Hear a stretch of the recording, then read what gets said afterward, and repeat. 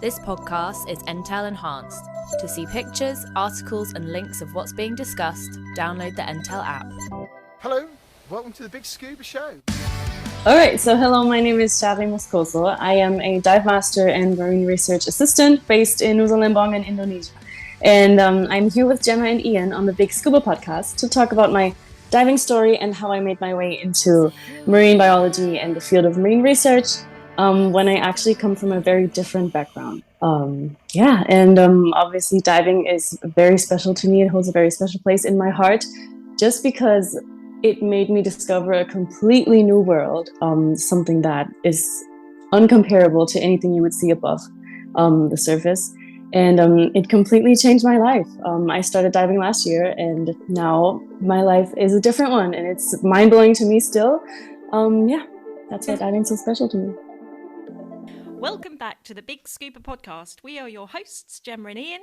Before we get cracking with today's episode, we just want to make sure you have hit that follow button or the subscribe button, depending on what platform you are listening on. If you are listening on Apple Podcasts and you enjoy what you're going to hear today, we would really appreciate it if you can leave a review and a 5-star rating. So now that's out of the way, we just want to say welcome and thank you for all tuning in. And now it's time to dive into today's episode. Hello, welcome to the BiG Scuba Podcast. My name is Ian. Hello, welcome to the BiG Scuba Podcast. And my name is Gemma. Yes, welcome back. And it's another episode, it's another guest for you. And hey, welcome. Thanks for downloading this episode. What we're going to be talking about? We're going to be talking about diving and other guests and having fun in the water and what we've been up to. Yep, so this is episode 134. Yeah, we are recording at mine this morning, so the sound might sound a little bit different. So apologies for that, but we'll keep it short and brief. We've just been diving.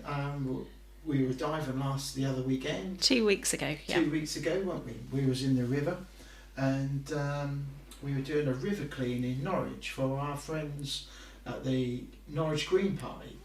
Yep. So and it was in the River Wensum. It was, yeah.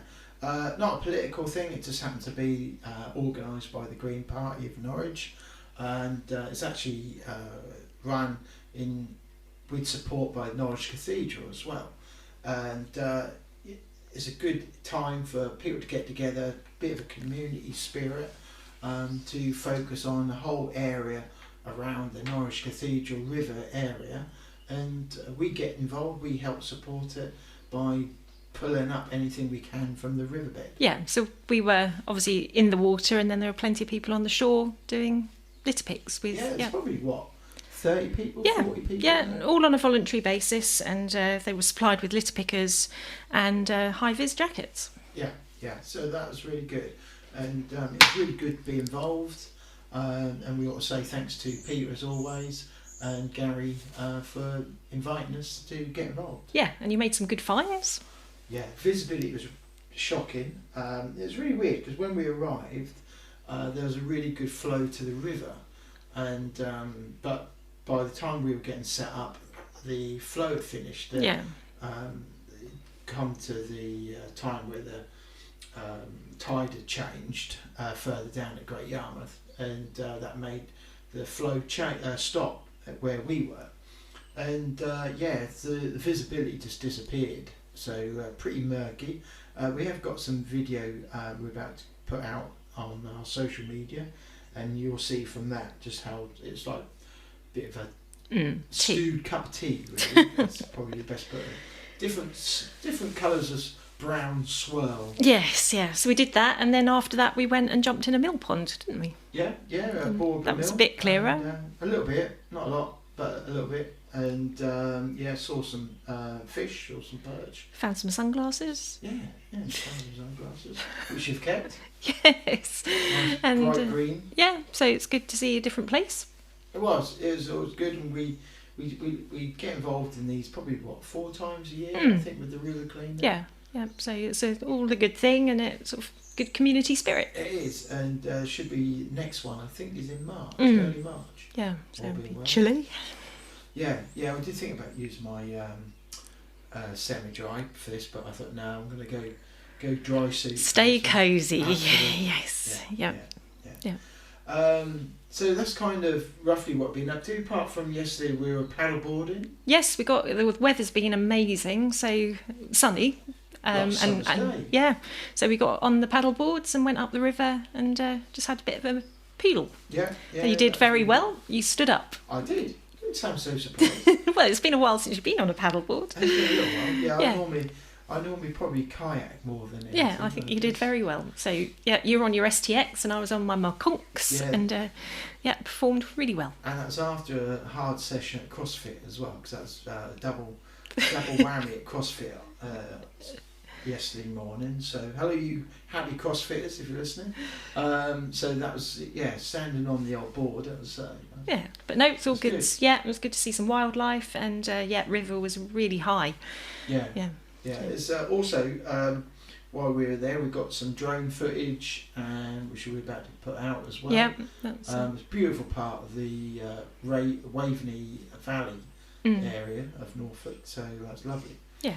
And we got some did our box opening for SDC watches as well. Yes, yeah. So SDC watches are an English company, and they make dive watches, not dive computers. Now, funny we mention that, because actually, for any of our listeners who are thinking about, well, I'm going to buy my partner, whatever, or treat yourself at Christmas, what are you thinking about? Well, a really nice watch. Yeah, it really looks really lovely.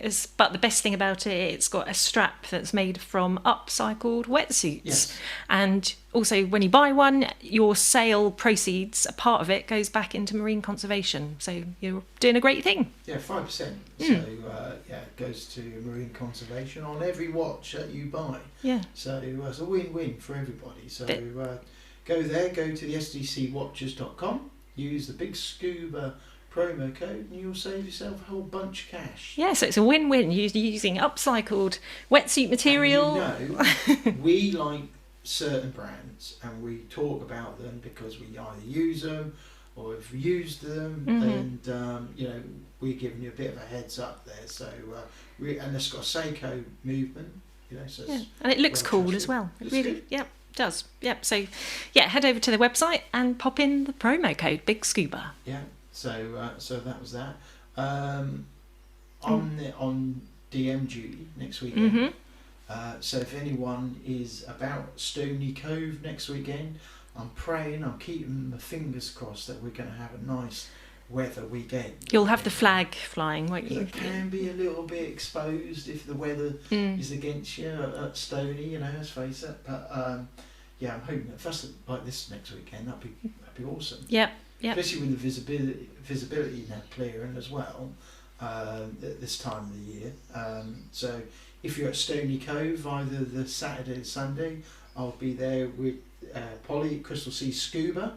Come give us a shout. I will send the flag aloft.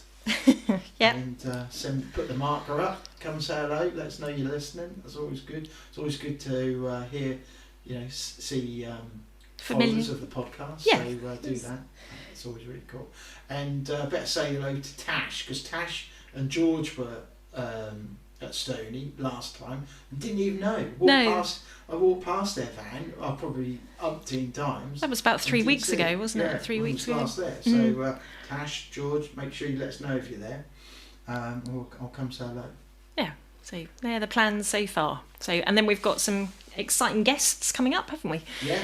Okay. So, we've got Tom Monday. Yep, Tom Wright from 03. So he'll be telling us about 03 and about his diving, and more importantly as well. Yeah. There will be talk. He's going to talk a bit about their online measuring system. As well, talk about as well, don't we? So there is a little bit of a purpose to him coming on. But we both dive in 03 stuff, so and 03 is a well-respected brand, so hey, why not? Also, we've just spoke to a mutual friend of ours, Matt Rivet. Yes, local diver to us. Yeah, who's new to the whole cave diving, and he's got a rebreather, so he's progressed from being an open circuit diver, and he's now in the early stages of getting to know cave diving, tech diving, and rebreather diving. Yep. So that's coming up. And then we spoke to Will Marsh from Sea Lion Boards, and they make paddle boards, but with a sustainable element to them. So he'll be coming up as well. Yeah. Another company that we who you've heard us talk about umpteen times is Ford. Now you think, why are they getting Scooby's on the podcast? Why are they getting Ford on? Well, Ford have been brilliant. They've been awesome. Over the last 18 months. Yes. We've worked with them. And Ford, like all other manufacturers, they're looking at how do they keep an air of sustainability around their vehicles. And let's face it, we need their vehicles to get diving. And they're load our kit. And most of us, we have a vehicle which isn't just a dive vehicle. It's to run the family around, the school run, to go to work, do that commute, and then it needs to hold all our umpteen boxes of dive kit and everything else. And so we want to get Ford's point of view on what's their view on sustainability going forward for the future, and how is it going to help people like us and people like you who've got active lifestyles. What is their role in that? It's really important as time go on, that they do have an air of sustainability. So we're going to get them on. They're coming on in probably later this year, I think. Their build, and we'll get them on to have a chat and talk about how them as a manufacturer will help people like us as divers. Yeah, so exciting things coming up. Yeah. So lots coming on, and really, it's probably a good time to also just mention our other great people is that we can offer a discount on your happy bottles if you think about that. Yep, go to happybottles.com and you just use a code again, BiG Scuba, and that gives you 20% off. Brilliant, and that. So do that. Yeah. Don't forget our library as well. We've got a library on our website with most of our guests. When we get these guests on, a lot of them are writers and done lots of great books and things. So we like to put them in our library as a collection. So go to the library and see what books are about. Yeah. So the easiest way to access all of that is to go to the website, which is www.bigscuba.com. Awesome. There we go. So I think that kind of rounds everything up. Yep. So we've got a guest. She is based in Indonesia. Her name is Shari. She's of German Peruvian descent, and she's quite a new diver. But she contacted us. Big on Instagram, I believe. Yes. Yeah. So we hear all about her her adventures in Indonesia and how she went from being a business person in the corporate world to becoming a diver. So, should we get her on? Yeah, so this is Shari. Okay, Shari, welcome to the BiG Scuba Podcast. It's really lovely for you to Thank you for having me. No, so you're based in somewhere very exotic? Yeah, in Nusa Lembongan, next to Bali in Indonesia. Yeah, that's lovely. Sounds awesome. Yeah, and you originate from, you're German, is that right? Yeah, I am German. I have Peruvian heritage. My grandfather is Peruvian. Hence the not so German name, but I was born and raised in Germany. Yeah, lovely. So tell us how you got into diving, because we know that your initial career path was very different to involving the watery world. Yeah, it was completely different. I studied international business and was logged to my laptop and the office for years. So I started diving. It was during the pandemic, actually, and I was sitting at home being depressed and very miserable, hating my life. My life was basically my sofa. So you can imagine what it was like. And then I just, one day, I had the idea, you know what? I've been watching these I want to see them in real life. And then I Googled, where can I see whale sharks? And Honduras in the Caribbean came up. And then on this website that I found, it said, yeah, this island is the cheapest place to do your open water. Wow. I was like, okay, you know what? Let's do my open water. And that's how it all started.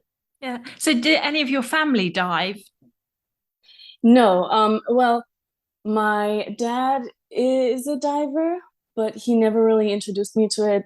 There was no I had no idea about anything. And my mother is the most anxious person when it comes to any kind of water. So yeah. Yeah, well, it's good because we've spoken to previous people on the podcasts where they've had absolutely no family connection to the underwater world, and it's just amazing that they then start their journey and where it takes them. Yeah, it's been a completely like a very new thing for me to start doing, and it's crazy how much of a change it had on my life. Yeah. Did you consider any other sports, or was it always just you thought just want to get into diving? It was I think because when I was a child, I always told everyone how I wanted to be a marine biologist. Yeah. And then I was scared of the water. And then I didn't take myself seriously and was like, yeah, but whatever, you're scared of it. Why would you ever work in that field? And then becoming a scuba diver really made me understand, or I realized, oh, you know what? I'm actually not even scared. I could actually do that. So that's why scuba really changed my life so quickly, because I understood that actually this is something I could do. So other sports, I didn't really consider other sports. Yeah. Brilliant. Yeah.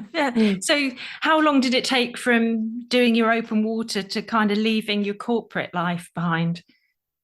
Well, I would say a year. Wow. So I got my open water last year in March. Did the advanced in May, did my rescue in October, and then I knew, okay, after the rescue, I knew, okay, this is gonna be my life. Because it combined with the rescue, it was last year in Mozambique, and I did a research dive internship with the Marine Megafauna Foundation there. And I did that because I wanted to find out, okay, is marine biology really a field that I would see myself working in? And then throughout that internship, I found out, okay, yeah, this is what I want to do. And then I basically came back home, canceled every obligations that I had, quit my old life basically, and then came to Bali, I think 3 months after that. Wow. And then I became a dive master, and now I'm a dive master. Quick turnaround. Yep. Wow. Yeah. That's pretty amazing. Yeah. So is that kind of Okay. do you do things quickly and kind of when they I don't know if I think once I know what I want to do, I do things quickly because I'm a planner. Like I then start thinking about the different possibilities that I would have, and I really want to, if I'm curious about something, I want to do it straight away to know if I really want to do it. Yeah. And then I kind of like figured out a plan, and things just started coming together. And because as I met these scientists back in Mozambique, they then had connections to other marine megafauna scientists that were based here on the island, and that's how I then made my way to do my dive master here in Lembongan. That's really good because it shows, well, we always say the scuba diving world is quite small, and it's about all the connections that you make that take all these people to these amazing locations and in their career, and it's just for sure. So do you think you'll go down? Do you think you'll go down the instructor route? Do you think you'll carry on? Everyone is asking me that. I don't think so, because my journey in diving is more research related. Yeah. I really want to do the scientific diver course, and I want to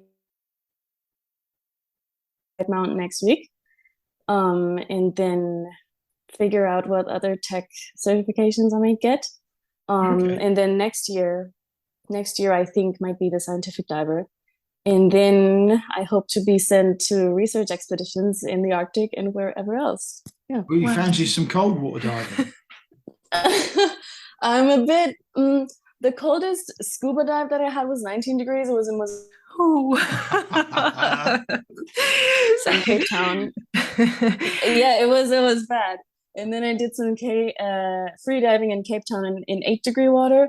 And I managed, but I don't know. What's you in, a wetsuit or dry suit? Oh, in a wetsuit. Well, that's a bit chilly. So yeah, have you done your dry suit? No, Yeah, because us not in yet. the UK we only do dry suit diving on the whole, and it's just to know that. Well, in the summer, come on, summertime. Yeah, summertime's maybe a little. Some of us will be in wetsuits in the summer. Most of us like our dry suits. It's because they're cozy and warm. Yeah. So, but from one extreme in Bali to considering diving in the Arctic is pretty amazing. I know. I'm just so interested in. I just want to explore all different sides of it, and then all these different ocean environments, like diving. Yeah. Have you been sort of following anyone particularly, or speaking to anyone particularly about doing that kind of diving? No. So you mean as in role models or? Yeah.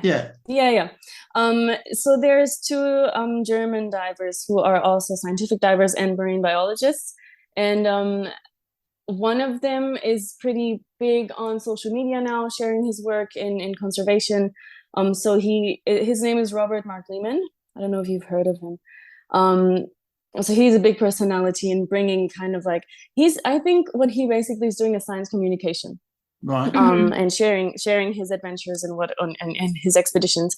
But there's another scientist. His name is Uli Kunz, and he is on basically the German version of Nat Geo, and he does all these Arctic expeditions, and he's been diving underneath these glaciers. I think last month, and I've seen that, and I was like, okay, this is something I need to do. That's my next goal. Yeah. Yeah, we've had previous guests on that have dived in the Arctic. Becky Kagan-Scott. Yeah. So it's amazing. Yeah, just the extremes of diving in such extreme temperature, and what they see. It's just mind blowing how human beings can actually be in these environments. Yeah, it's now we've got the technology with undergarments and dry suits and hoods and things like that has made the difference. Yeah. So do you also just thinking about going deep and doing the Tech 100, like just being in the ocean on 100 meters deep, it's just so mind blowing. It's scary. Wow. But I kind of want to get there. Yeah. Well, it's all small steps, and if you know that you want to do it, then I think you've got to tick all the boxes, basically, haven't you, to get there? Build up to it. Yeah, true. Gotta just do it. So you're going to go down? Do you think you'll eventually go down the rebreather route? Probably, yes. I've been actually trying to figure out which route to take now. I think side mount will be the first. Yeah. And then I might do Tech 40 and then rebreather. Yeah. Yeah. Sounds like a good idea. Yeah. No. So do you get to dive most days where you're located? Yeah, actually, I didn't for this weekend because I was injured. But starting Monday, I'm gonna be in the water, I think, for the whole week. Wow. Wow, that'd be awesome. Yeah. Very happy. Yeah. No, that's really amazing. And it's great. It's great because we're just entering Mola Mola season. So we get sunfish on almost every dive, and it's great. Wow. Yeah, and they can get quite big, can't they? They're giant. They can, it's just such a weird fish to see when they pop up, like when you see them manifesting, like they're in the deep blue, because they stay pretty deep. And they're just so weird, but so interesting. Yeah, we occasionally get them in the UK when the water warms up, but it's not a common thing here. It's funny because we get them here when the water cools down because it's too hot for them otherwise. Yeah, no, that's amazing. So our followers, obviously you're quite big on Instagram, so is that something that you've also linked up with your diving to grow that presence and kind of sort of promote your diving and your mission? For sure. So Instagram has kind of been a goal for me. I wanted to grow it since last year, since I kind of started on that diving journey. And it's been really hard up until I got here and started posting all these videos from my dive master training. And then people got really interested in it. And all of a sudden, I think within 2 months, it blew up like this. And now I have this diving community, and it's so amazing to share what I do here with people. It's a lot of fun. Yeah. It's brilliant to be able to do that, and so quickly as well. It's still weird to me. People from the island that know me are like, "Oh yeah, you're an influencer now," and I'm like, oh, "Am I really? I don't know." But I really, some people send me messages and they call me the Bluefluencer, and I'm like, "Okay, that's interesting. I would take that." Yeah. Yeah. Yeah. So you also said that you obviously want to promote diving to more women. So where you're based, are you in a minority as a dive master, as a woman, or is it more widespread that you're getting more women into the industry? I think that's interesting. I think there's many women here. Obviously I'm based in Indonesia, so all the local dive masters are male. Mm-hmm. I haven't met a female Indonesian dive master yet, which is kind of sad. But as in expats, I would say it's more women than men. Yeah. That's interesting. Yeah. Yeah. Yeah. And I guess it's the opportunity to travel, maybe somewhere warm that attracts people. Yeah. Yeah, for sure.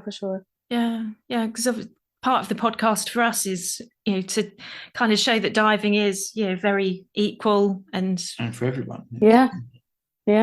No, I've heard other female divers who shared some stories that were, of discrimination, but I never really experienced anything like that. I think the industry is changing and it's getting more welcoming towards women, which is great. Yeah. So what's your sort of favorite type of diving then? What, is it just sort of bobbing about and seeing the fish and experiencing that sort of, or do you prefer to sort of go a bit deeper, or, what's your sort of favorite type of diving?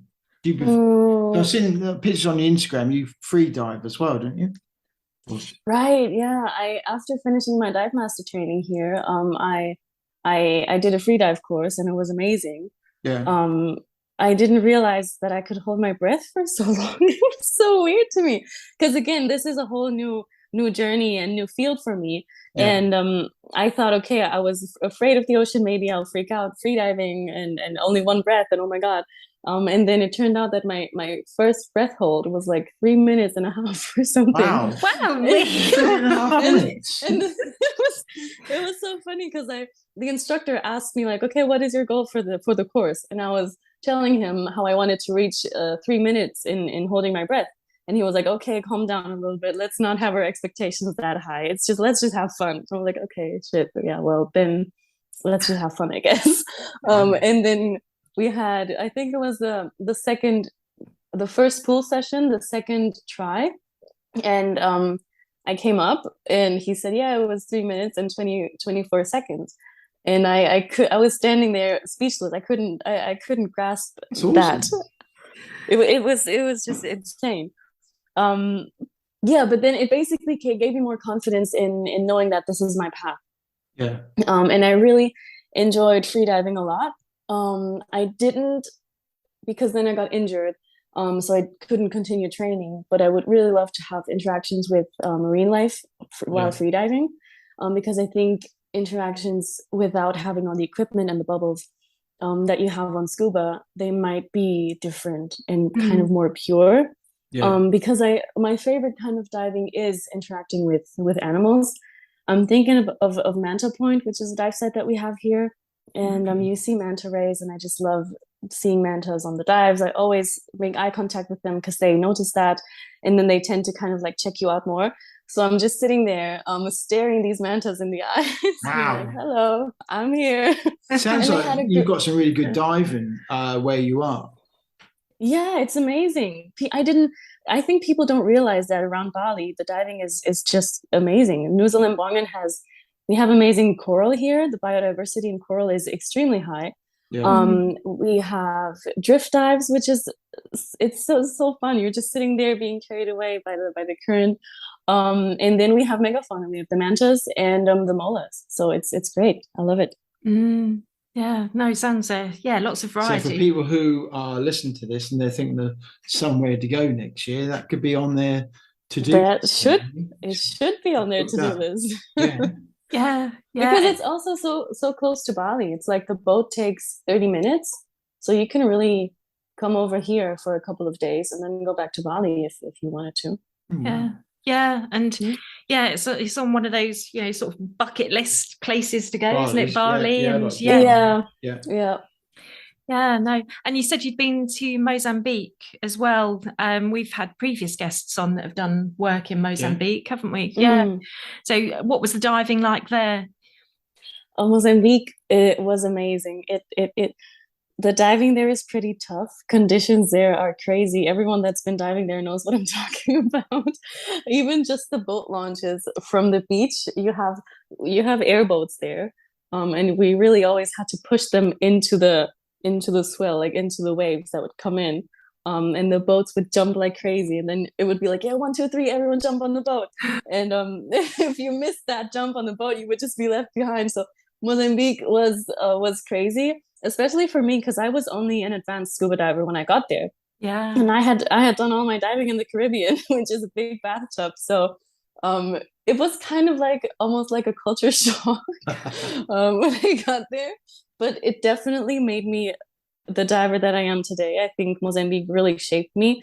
And it took, like, if I had a little bit of fear left, then it was all gone after Mozambique. Because really, the environment there is unforgiving, and either you manage or you don't. Wow. And I remember we had one dive where we drove, I think, 14 kilometers offshore. And I didn't notice that. And then once we got to the dive site, I was looking around and all I saw was water. I didn't see land at all anymore. And I was like, okay, here I am in the middle of the Indian Ocean. I don't know what the hell is going on. And we even had boat engine problems on that day. And I was just like, okay, well, whatever.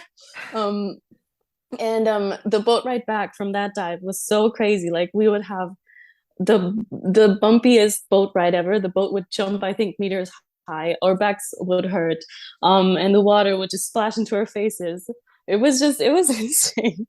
But after that, I remember the supervisor that I had back then, she was like, yeah, now you really are an ocean woman. And I remember her saying that to me because she is an epic scientist. She's been living in Mozambique for years. And when she said, okay, now you're an ocean woman, I was like, okay, I'm baptized now. So was you on a rib? On a what? Was you on a rib? What is a rib? A boat with like air. It's filled with air, basically, isn't it? Yeah. So you said airboat. So I guess like inflatables. Yeah. And how's that? Some people find that quite awkward, particularly getting back on. It is. I mean, you really need muscle power in your arms to get back on the boat after the dive. Yeah. And when I got there, the first week of diving in Mozambique, we were based in Zavra, which is south of their main base. I was with the Marine Megafauna Foundation. So there was one scientist who was doing her PhD on manta rays in the Zavra region, and it was me and 3 epic scientists, one from New Zealand, one from the US, and one from Canada. And they all had like 5,000 dives and were these epic scuba divers. And then I was there with my advanced. Hey, we've all got to start somewhere. And they would all be badass. And they would, like, we would do a negative entry on every dive. And they were like, yeah, have you ever done it before? I'm like, no, never. They're like, yeah, well, just follow us. And then that was the entry, like, into the water. And then when we got back to the boat, they would just like jump on there and it would be super easy and I could not come on. So they would have to pull me onto the boat. And I was like, okay, this is embarrassing. I got to train my arms a little bit. Gemma haven't had this privilege yet. No, not rib diving. No. We've had the luxury of a lift. Or a negative entry dive. No. So got that. It's an experience. Yeah, well, We probably should explain for people who don't know, but a negative entry dive is, especially off a rib, is that usually you're taught, don't you, when you do your giant stride, you'll inflate your BCD. Yeah. Well, with negative entry, you'd have no air in your BCD, and it's usually in places where there's a strong current. So just get under quickly. So basically, you get under quickly. Yeah. You don't. There's no time to hang about on the surface. You get straight under. Your regulators in. You're ready to go under, and you get under, and basically you get your pairing up with your buddy as soon as you're under. Yeah. So it's fun. It's good. It's good. It definitely is fun. I remember the first time I did it, because it's so weird, because your perspective is so different when you just drop in and then immediately kick down. Yeah. And I think I went down in a little bit of a banana shape. And then once I was down there, I was like, okay, where is everyone? But it's actually, once you do it a couple of times, it's pretty easy, I think. Yeah, I think it's just getting used to it. Yeah. So how many dives do you log your dives still? Don't ask me.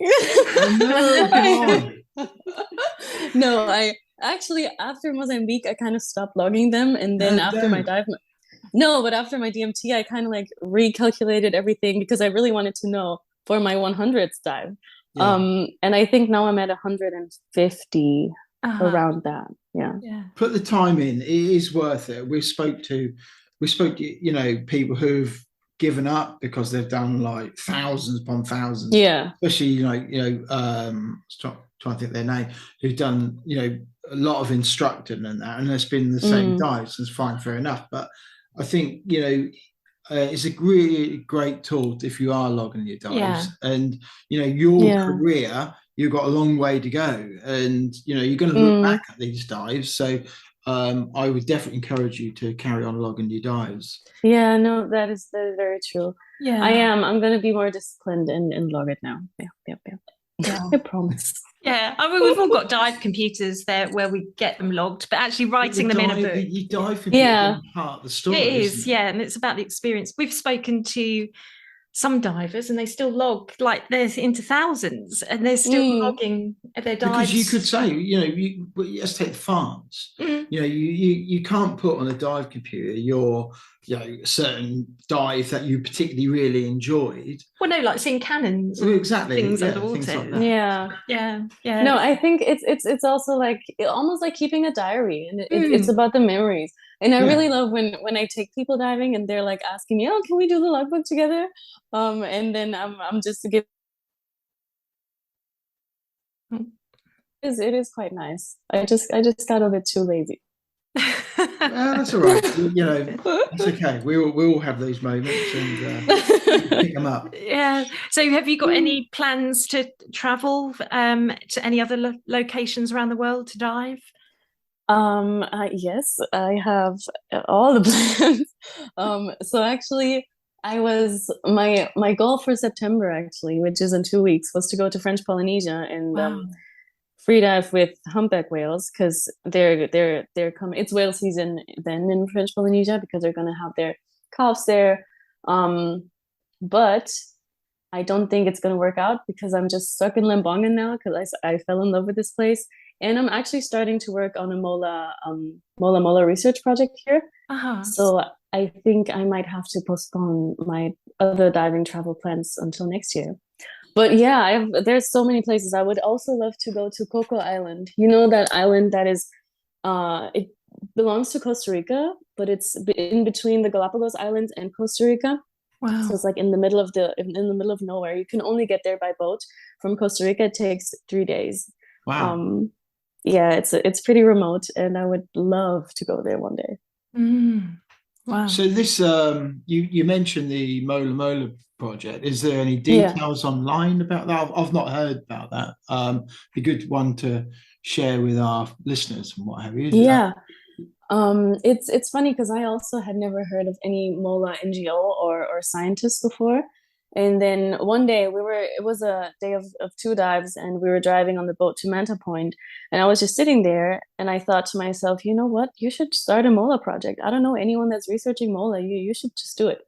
And then I asked around, and they gave me the contact of a scientist from New Zealand, Dr. Marianne Niergaard, if I pronounce that right, I hope. And she is an epic mola scientist. She described the Mola alexandrini species, which is a species that we get here. And the website is sunfish.org. So what is it about them? Because I know that yesterday they're pretty spectacular to look at. There, some people refer to them as the sunfish, some people refer to them as the moonfish. Yeah, in German we say moonfish. So, but apart from the way they look and they get to awesome size, is there any other particular reason why they need to be studied particularly?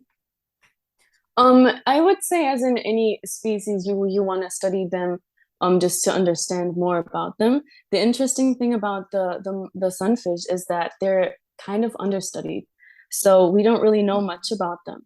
And it's also hard to study them because they're so elusive. So, for example, with manta rays, they're curious. They come into you and they swim and want to check you out. But the molas are they're kind of shy. And one thing, because I will have to develop a project, if I want to stay here until February next year, I'm going to have to kind of like develop a project with the university that I'm in now. And I was asking Dr. Niergaard if she had some research questions or anything that I could cover. And she actually wants to research the interactions between molas and divers. Because what we see is that molas see divers and they freak out and then they just leave. And it would be interesting to kind of like figure out why some are more curious and why some are so scared. So that's definitely a question that she wants to look at, just because we know so little about them. Yeah, that could be down to, I guess, down to like past experiences for them, isn't it? Yeah, no, because they kind of look quite prehistoric as well, don't they? They're so impressive. They're the biggest bony fish of our ocean. Yeah, and they're just so weird. And they have a pretty small brain, so I'm not sure about them being very smart. But there is, I've spoken to her and she said we can't really tell because there's so little research on them. So I think also that's why they're so interesting, because we don't really know much about them yet. No, it's amazing. So what do all your friends and family think of you and how you've proceeded on your new journey? They probably think it's kind of crazy, but I think they find it pretty cool too. Because they've also seen, I think I've mentioned it previously, I was in a pretty bad place. Just in general, also mentally, I wasn't really doing well, and they've seen that. I think now, as I'm the happiest I've ever been, and this new journey really, it's just so amazing to finally have a goal that you're passionate about and that you care about, and like studying, because I'm going back to university now. It's my second degree, marine biology. So actually going to university to study something that you're interested in and that you have true motivation and passion for, it just gives me so much life and so much energy, and I'm so positive all the time. And I think they see that and they're very happy for me. Also, because I've always been that nature girl. Like, I've never been into, let's do makeup and all that stuff. I was that girl that at 6 years old, when I started in elementary school, I wanted the little backpack with the dinosaurs on it, and and my mom would be like, no, you're a girl, you're gonna get the flower one. So I got a pink flower one, and I was like, no, I never wanted that. So what scuba diving actually did to me was bringing me. And I think my family and my friends see that, and they're happy for me. Yeah. And I think for many of our other guests, we've always had that element of like mental health being amazingly improved by being either in the water, and there's the calmness. We've had people like veterans, that have had awful experiences or lost limbs, and their diving experiences completely turn their lives around from, the point of suicide, basically. And Yeah. So, but it's amazing that the oceans can have such a positive effect on people For sure. that are sort of in dark places, and it really turns them around. Yeah, For sure. Also, Seas for some. no, but definitely, I used to struggle also with anxiety. And the ocean, like before my first ocean dive, I would cry because I was so scared. And look at you now.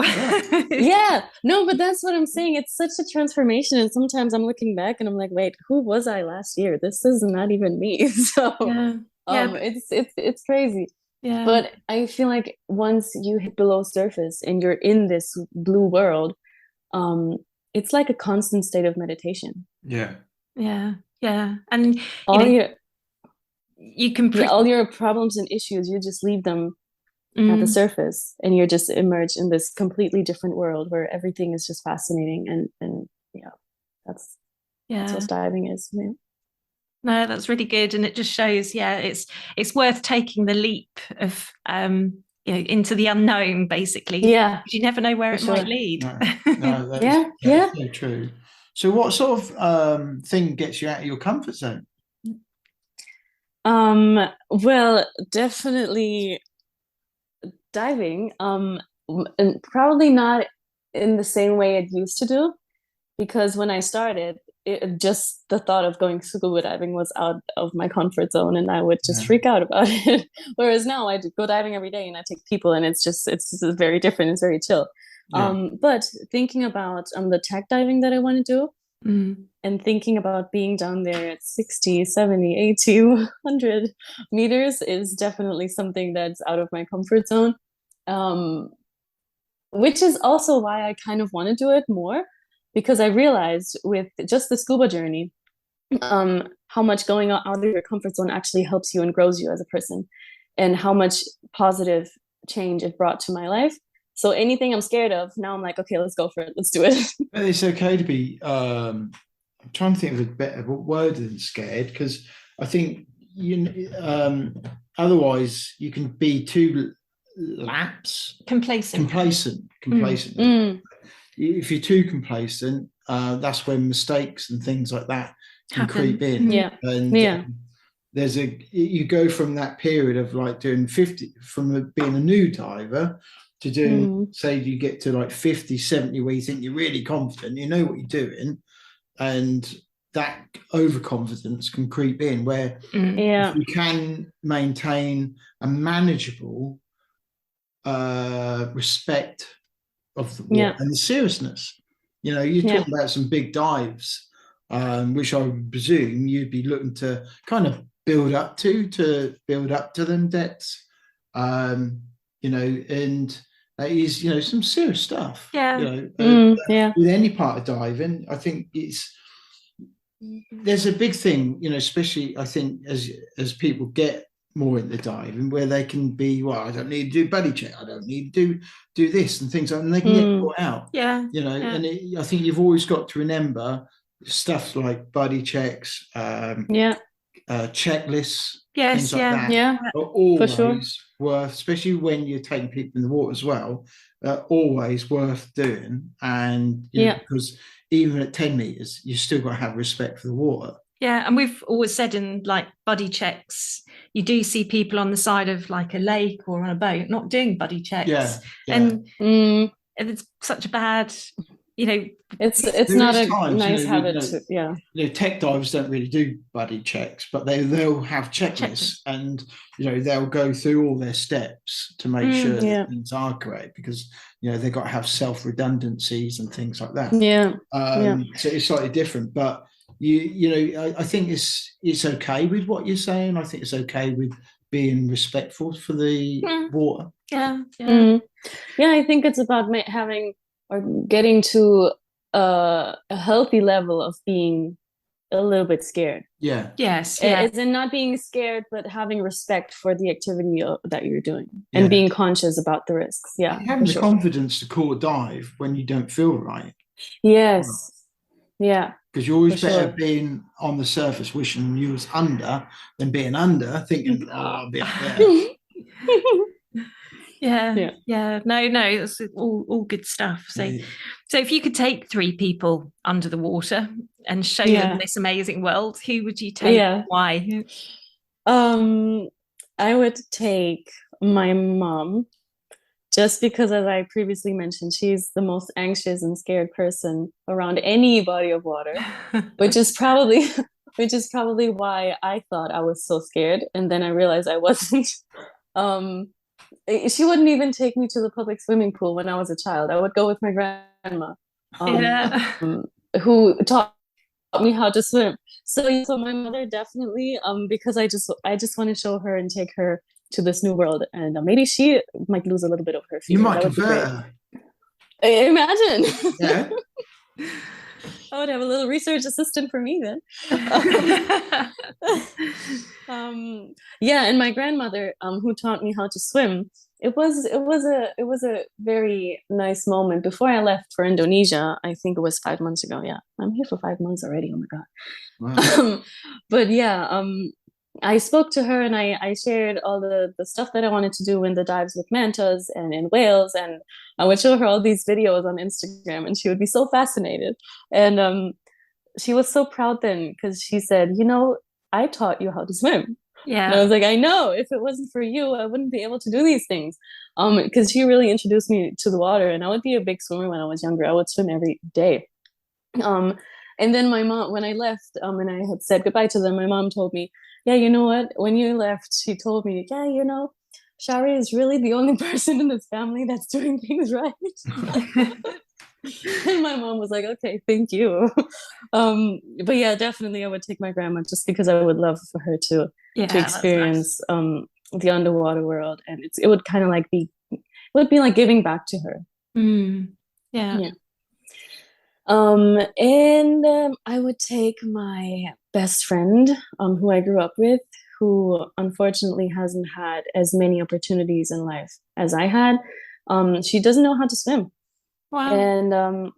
And she's also never really traveled abroad. So she's coming from a very different situation in life than me. And I would just, if I had the means, I would just fly her out to Indonesia and have her live the life here. But it would just be great to take her, because I remember she wouldn't even go on a boat because she was so scared of the water too.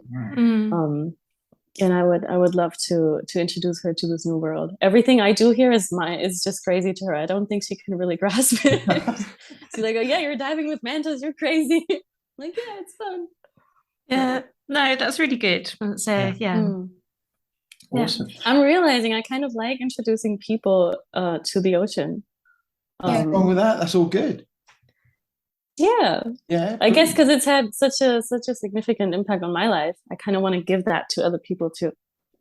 And people will pick up on that as well. So, it's really good. That's what you do. And it's your story as well. And they can follow you and see where you are. It's not just a story you're telling. It's you are living that life, aren't you? Yeah, that is true. So here on the BiG Scuba, we like to give our listener in each episode a bit of a nugget, a bit of a life hack. Doesn't have to be about diving, but if it can be about diving, that'd be really cool. Have you got something to give our listener? Like a life lesson kind of thing. Yeah. Maybe something you learn along the way. The kind of thing you read in books. For sure. So if I think I mentioned it previously, how I always, as a child, told everyone I was going to be a marine biologist. And I remember I had this vision of myself sitting on a research boat in the middle of the ocean. But then as life kind of carried on, I got so influenced by society, by what everyone thought I should do, by, I need to make money. As a biologist, you don't make money. Don't do that, blah, blah, blah. That I then decided to study international business, which left me miserable. And then through scuba diving, as I said, I kind of came back to myself and who I've always been. And it's funny because just last week, my mom sent me a photo of orcas and mantas that I would play with, like tiny toys. She was like, oh, look at this. And I was so mind blown because I thought this is like a full circle moment, because now I'm doing what I was always supposed to do. Yeah. So my life lesson would be listen to yourself. Because if I found something, like if I learned one thing, it's that I knew all the answers. I knew what I wanted to do, what I was supposed to do, what I should have been doing all these years. And I just didn't take myself seriously. I just was like, yeah, but you're scared. No, don't do it. No, but it won't give you money. No. I got so distracted by the world and by what everyone else thought I should do. Oh, you're good at languages, or you're good at this, or you're good at that. You should do this and that I kind of got carried away by that. And I didn't take myself seriously.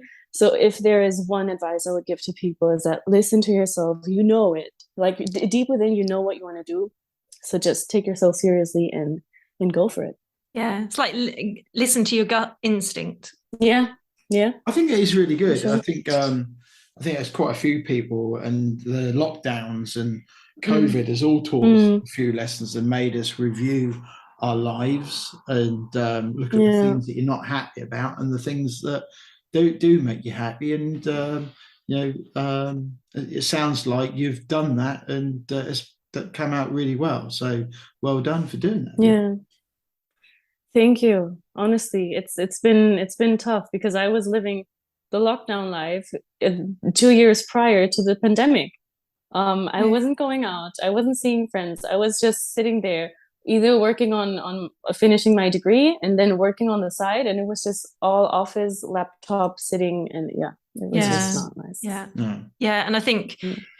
Sort of, you can probably relate to something. Yeah, I can. Yeah, because my life has completely changed in terms of a work-life balance. Yeah, and I think that's lockdown does make you think that there's more out there than just sitting in front of a laptop and working all hours. Because what do you you don't always gain. So, but so life is a little bit different to how it used to be. And it's like now that I'm out here and I get to dive as a job, it's like, what? And after finishing my dive master training, when I got called to guide for the first time, I was like, wait a minute, I'm actually going to work right now, and my work means I'm going to go on a boat and then drive to Mentor Point and dive with mentors. How amazing. This is what I've been telling my daughter. My daughter is now going to learn to dive, and that's great. And she's 12. And I've said to her, once you learn to dive, the world is yours. The world, you just go with it and see where it leads you. Yeah, and diving has so many avenues where you can go. It's science, research. You can do things commercially. It's just amazing. It's such a new world. Not only like, because we always say, diving is such a new world down there, and it's so amazing, but also professionally, it opens so many doors. Yeah, and it's been really, really great to kind of see what possibilities are out there. Yeah, absolutely. And go back and listen to some of our previous guests now, because we've had kind of underwater photographers, we've had filmmakers, we've had people from the military. Just amazing, like diverse. Say to you, definitely Becky, we mentioned. Becky Kagan-Schott. And Christina Sonato. I would definitely recommend following Christine if you're not following her already. Her posts are brilliant, aren't they? And big impacts on us as well as on our journey as amazing. Well. So there's so many people out there in the diving world, and as we always say, it is a huge world but a very small scuba world, and people always have so much positive advice and varied advice as well. But everybody is connected ultimately somehow, somewhere. That is so true. I really in Germany we have a saying, it goes, the world is a village, and it really is, especially for the scuba and marine conservation work. It's crazy because people that I met in Mozambique last year have been to Bali now, and we've met, and then I found so many new scuba friends that I'm still planning scuba dive travel trips with them. And we've never met before, but we're just connecting on Instagram, and it's like, I want to dive with you. Let's go. Okay, let's do this. Let's do that. You need to add the UK to that as well now then. Get your dry suit. No, but it's just great to link up with people who are passionate about the same thing. Yeah, exactly. Yeah. So if you had a billboard, you could kind of put out there to the entire world, and you could put pictures, a saying on it, or something, a video. What would you put on your billboard to the world, and why would you say what you're, or put on what you're going to put on? I was thinking about that because okay, let me organize my thoughts. So we have so many documentaries and films about conservation and why the world or the ocean is worth protecting. But I feel like people watch these films and then they are kind of rethinking things. But then once the movie's over, it's done and everyone's back to their own lives because it's just something you see. So I would maybe not have a billboard, but I would give people a virtual reality glass so that they could experience a scuba dive. Yeah, because it's kind of I don't want to say impossible, but taking millions of people diving. Rules, is it? Virtual reality. Yeah, that's very forward thinking. It is. It's very true. It's very true. Right? No, but because it's harder actually taking let's say a million people diving. It's easier to just give them a virtual reality glass and have them experience a dive like that. Isn't that called TV? No, because the thing is, Sorry. the thing is, because I'm all about perception and experiencing things. If you don't experience things, it's easier if you have had an experience than to change your perception than to just, okay, I've seen this on a billboard. Oh, okay, I've seen this in a commercial, in a movie. It's almost like you've got to touch it. It sticks with you more. So I would like to have people experience a scuba dive just to see the underwater world, because also so many people go to the beach and they're like, oh yeah, I love the ocean, but they just look at the surface. And I'm like, yeah, but there's a whole new different world down there and you don't notice that.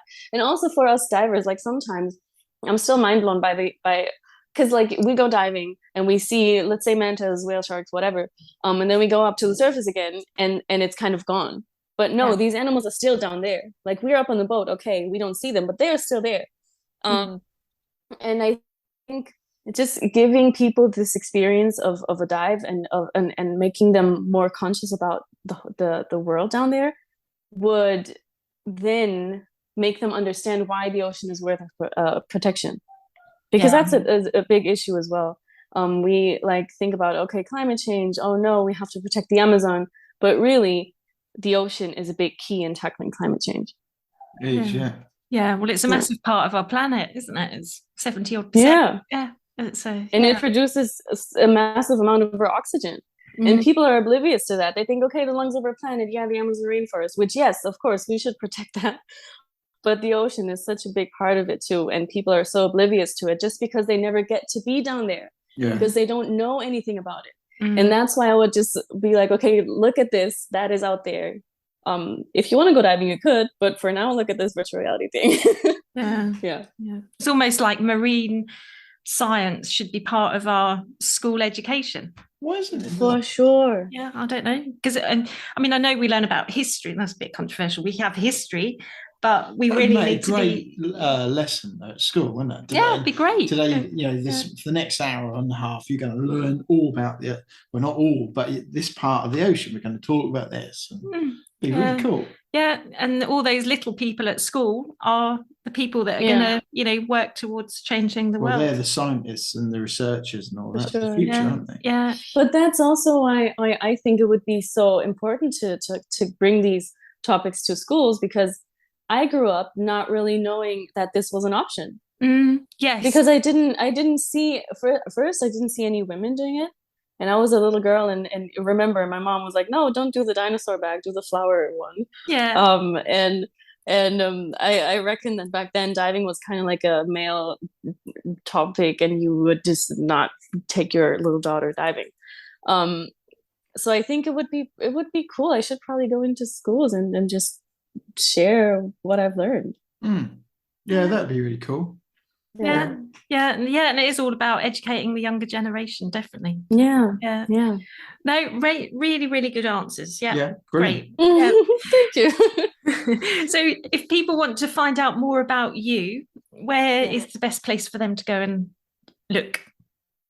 So for now, as you've mentioned, Instagram has been blowing up. So if anyone would be interested in following my journey, definitely check out my Instagram. It's Shari Moscoco, so just my name. I am where provide some like information on the dive master training and what it's like. So you could also check out my YouTube channel, but I'm still in the production of these videos. Yeah. Can you just say the Instagram and the YouTube channel again, because it broke up slightly? Yes. So the Instagram, both are just my name. So the Instagram is Shari Moscoso and the YouTube as well. Yeah.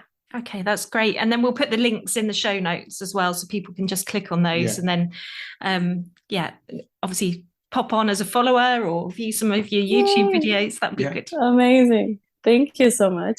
I get tons of people also.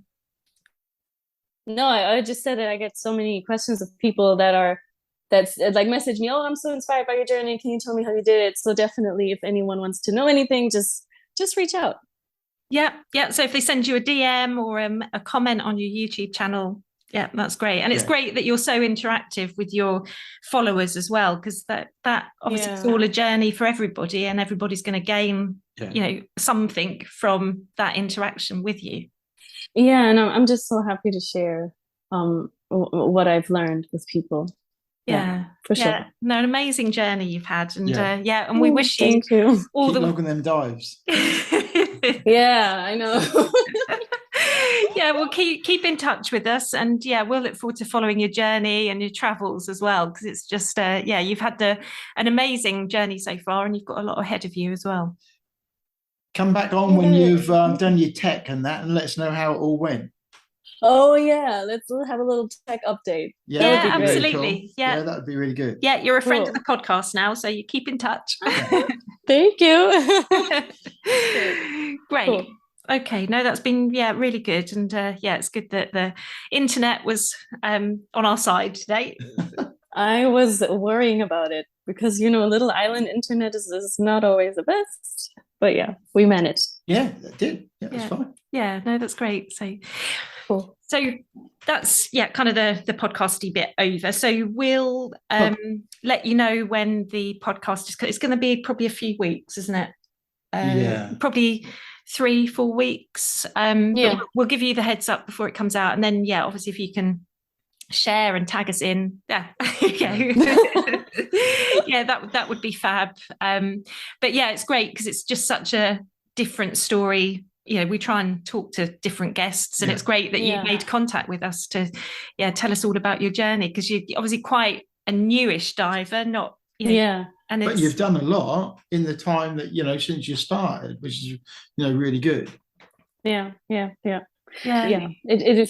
sometimes I feel like I've done so many different things in diving, like the research stuff, and then now the dive master, and now the tech. And then when I tell people, I've got 150 dives, I'm like, well, that feels kind of weird. I wish I had like 300 or 500 just so that things would sound a bit more solid, but whatever. Yeah, but everybody's got to start somewhere. Yeah. So and everybody does things at different speeds as well. So there are people that take the journey quite slowly, and then others that like bang, bang, bang, get it all done. But because they know that they're so passionate about it, and that's great to see in you as well. So thanks. No, really, really good. So I think I said about sending, prior to the podcast coming out, if you can send some images, that sort of thing over, and then we can use those on our social media. But it's you've made a really great podcast. So that'd be a good one to share, that one. Yeah, thank you. Oh, that's cool. It's my first. Yeah. Well, I hope it wasn't too painful. Came over really well. Okay, good to know. Thank you. Yeah, no, really good. Yeah. Well, what do you think then? That was really good. That was quite a new diver, but packed a lot in a few years or a couple of years. Yeah. So Yeah, confident, with a level of respect for the water, and I think, as we said on the podcast, nothing wrong with that. No, and one of the best things is a complete change around from her sort of set out career as such, where she was trying to fulfill making money and doing what she thought she should be doing. Who can't relate to that? Yeah, exactly. You know, Yeah. doing the humdrum part of life and thinking, staring out the window that, hang on a minute, all I'm doing is actually just paying my bills. And being miserable. And Yeah, so. and look at where Shari is now. So yeah, amazing inspiration really. To, show, and you know, you have got to go with your gut instinct, and you never know where it might lead. You have to, because otherwise, man would never have got to the moon. We'd still be living in caves if we did. That's the case. Yes, It's true, isn't it? Sometimes you just got to step out of the humdrum, step out of the, the routine. Yeah. And go, absolutely. actually, I'm going to today. I'm going to book up my try dive. I'm going to try and see what all this diving business is all about. Seize the day. Seize the day. Hashtag seize the day. So, brilliant. Good conversation. Good chat. Yeah, and thank you very much for Shari.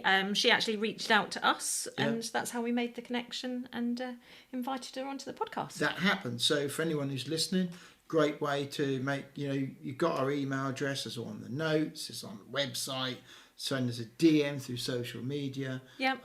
If you've got a story to tell us, come on, let's hear it. Yeah, we'd love to hear from you. We don't charge, we don't bite. No, Well, it's free. Only if you ask nicely. Yeah, so, well, thank you for downloading, and don't forget to follow us on all our social media platforms. Yeah. And Don't forget to leave us a 5-star review. Exactly. Once you've been listening to this episode and you think, hey, let's help them out. It doesn't cost nothing. Just leave us a review, 5-star review. Just say you've listened, you liked it, you liked the conversation. If you think, you've got a story to tell us, let us know. Let's hear it. Exactly. So if you send us a review, we'll give you a shout out. And if there's anything about the quality as well, let us know. But at the end of the day, Bali's the other side of the world from here we sit in Lowestoft this morning. And if it isn't for the world of the internet, none of this would even be possible. So, things happen. Absolutely. I know on the recording there's a little couple bleeps in that. Yes, It happens. But we are talking to someone on the other side of the world. Exactly. Yeah. Exactly. Yep. So share the podcast with your fellow friends, and we obviously look forward. And let us know if you are diving, where you're diving, what you're seeing, what you're doing, basically. That'd be really cool. Yeah, any recommendations for dive sites? So for us directly, based in the UK. We've got farms coming up in a few weeks' time. We're back up there. Yep, we have. So that will be great and to be back there. hopefully getting down to Swanage Pier. Swanage Pier if we can. But if not, we'll be diving off Weybourne. Yep. So, but yeah, shortly. Any recommendations for diving, or if you want to meet up with us, that's another option as well. Yeah, you're always really cool. Yeah. So, yep. So thanks for downloading, and have a good day. But for right now, that was the BiG Scuba Podcast. Bye. Now that does wrap up today's episode of the BiG Scuba Podcast. But if you want to hear more from the podcast, make sure you hit that subscribe or follow button depending on what platform you are listening on. That way you will never miss an episode from us. But if you are listening on Apple Podcasts and did enjoy what you heard today, we would really appreciate it if you head to the show page to leave a 5-star rating and review. It really does help us. If you do, please take a screenshot of that review and send it to us on Instagram, and we'll give you a shout out to say a big thank you. If you have any questions for us or anything that has been mentioned in today's episode, be sure to reach out to us on any of our social media platforms or send us an email. The links are in the show notes. We will get back to you no matter what. If you have made it to this point in the episode, we both want to say a big thank you for tuning in, and we'll see you on the next episode.